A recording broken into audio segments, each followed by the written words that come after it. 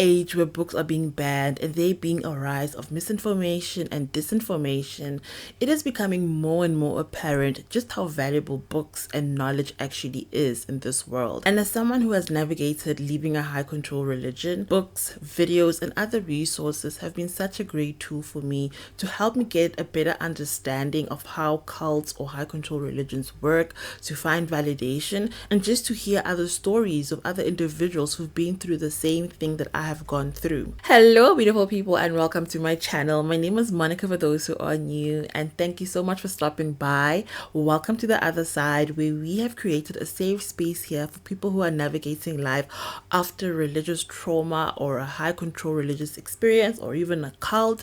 Here we share resources, we share stories, we share insights that help us navigate life on the other side. So in today's video, I'm going to share a few books, a few video resources that you can consume and watch or read that will help you on this journey of navigating life after a high control religion. Wherever you are on your journey, whether you're just thinking about leaving, whether you've already left, whether it's been a couple of years, I promise you these books, these videos, they're going to help you. We're going to start off with a book from a former Jehovah's Witness called Amber Scorer. I hope I'm saying her surname correctly. If not, apologies. But Amber was raised as a third generation Jehovah's Witness, and she became a zealous missionary who went to China. And remember, preaching in China was illegal at that time and still is even now. While in China, where she was cut off from her community, she began secretly questioning her beliefs. And then a tragic loss ultimately happened in her life, which forced her into an emotional awakening. And this led to a painful exodus from the only life she knew. In this memoir, she tracks the collapse of her worldview, her grief, and her fight to reclaim her voice. Why this book might resonate with you is that Amber's journey mirrors that of many ex-Jehovah's Witnesses when they leave.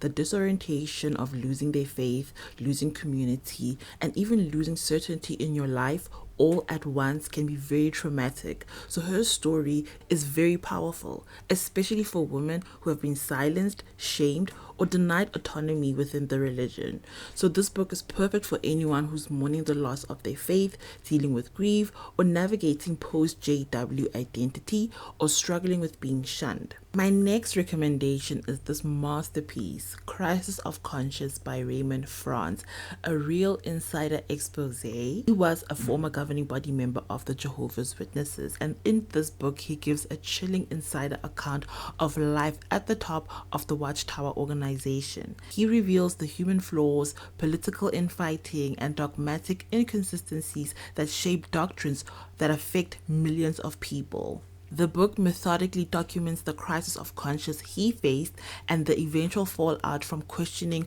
organizational authority. So why this book will resonate with you is that it will definitely open your eyes. It is an insider expose. It'll validate the doubts and provide undeniable evidence that this religion's authority structure is man-made and definitely not divinely guided. So it's perfect for anyone who's been a lifelong Jehovah's Witness, someone who's physically in, mentally out, a researcher, or anyone just looking for doctrinal clarity and historical context.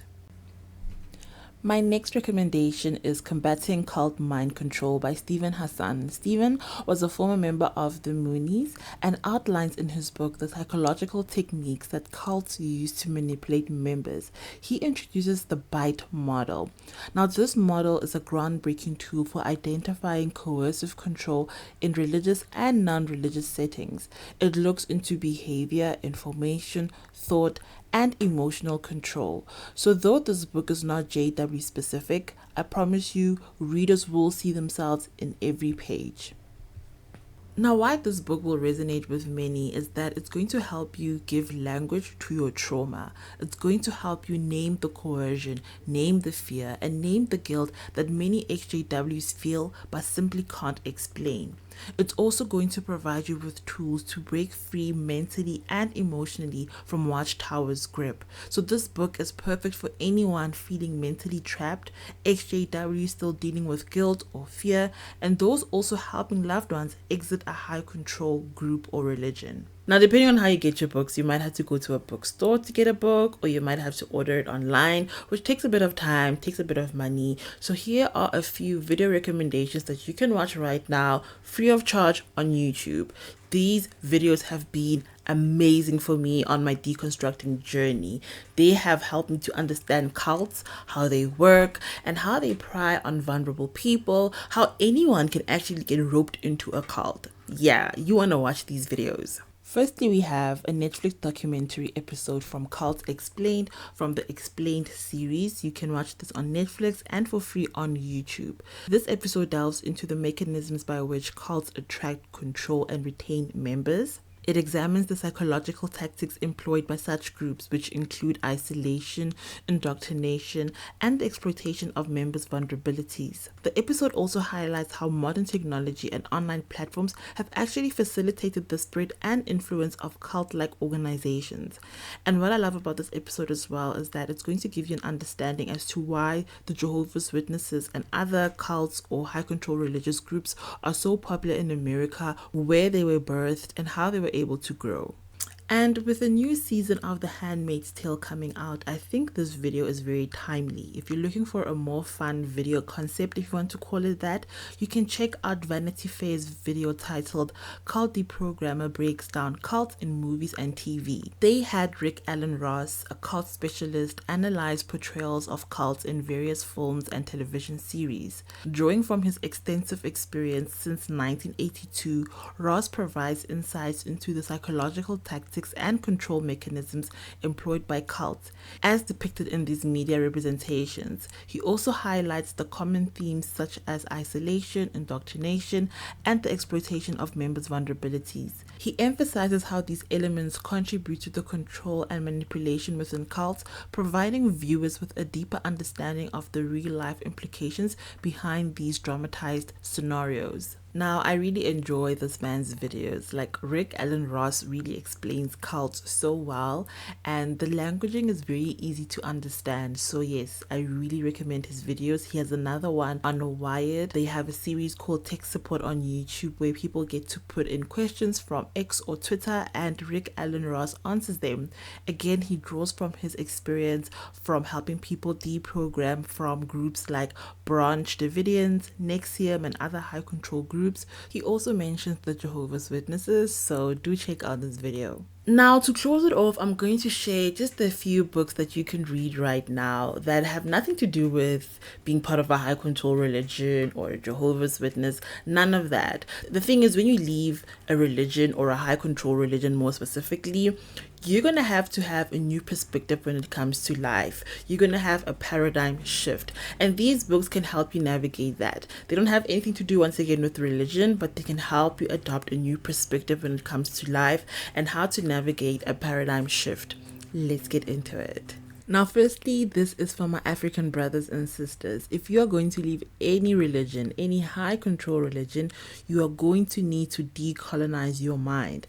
And decolonizing the mind by Nguyiwa Tiongo, and I hope I'm saying this name correctly. If not, apologies. But this is a great place to start at, because this book explores how colonialism not only seized our land and resources, but also colonized our minds as Africans. He argues that language is a key tool of both oppression and liberation, showing how reclaiming indigenous languages and cultural narratives is essential for true freedom. So why this book will resonate is that leaving a high control religion like the Jehovah's Witnesses and decolonizing, those processes are quite parallel, and many ex-JWs, especially the people of color, experience spiritual colonization through Eurocentric, patriarchal, and guilt-based doctrines. So this book is going to be a powerful reminder that healing involves reclaiming your own story, worldview, and voice. So for African ex-JWs in particular,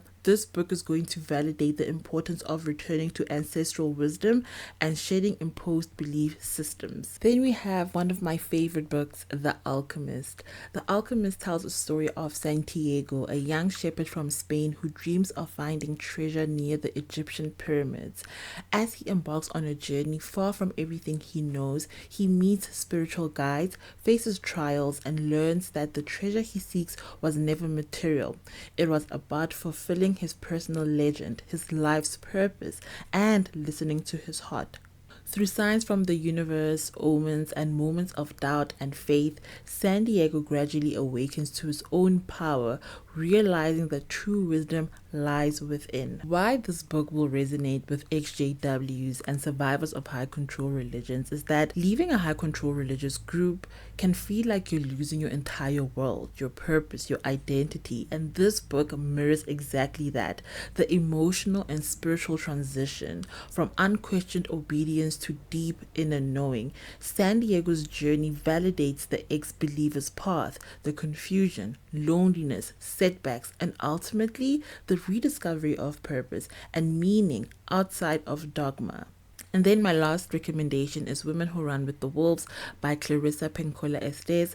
I hope I'm getting this name correctly as well. We never want to disrespect or mispronounce anyone's name intentionally. This book is about a timeless blend of Jungian psychology, folklore, and ancient feminine wisdom. This book explores the wild woman archetype buried beneath social and religious conditioning. Clarissa uses myths and stories from various cultures to show how women can reconnect with their instinctual nature, one that has been silenced, shamed, or domesticated by patriarchal and high control systems. Now, why this book will resonate is that some high control religious groups, like the Jehovah's Witnesses, often suppress emotional expression, sexual autonomy, and intuitive power, especially in women. This book then validates that grief and hunger you may feel post-exit, helping you to reclaim your inner voice and the soul deep knowing. Now, this book isn't a light read like The Alchemist. It's really going to excavate you spiritually. However, it's also going to be life-changing, so I really recommend it as well. No matter where you are on this journey of navigating life after a high control religion, be it you just thinking about your doubts and wondering, oh my gosh, can I leave? Or if you've already left, or if it's been years, the fact that you were honest and open with yourself and you truly sat there and told yourself that, you know what, this no longer resonates with me.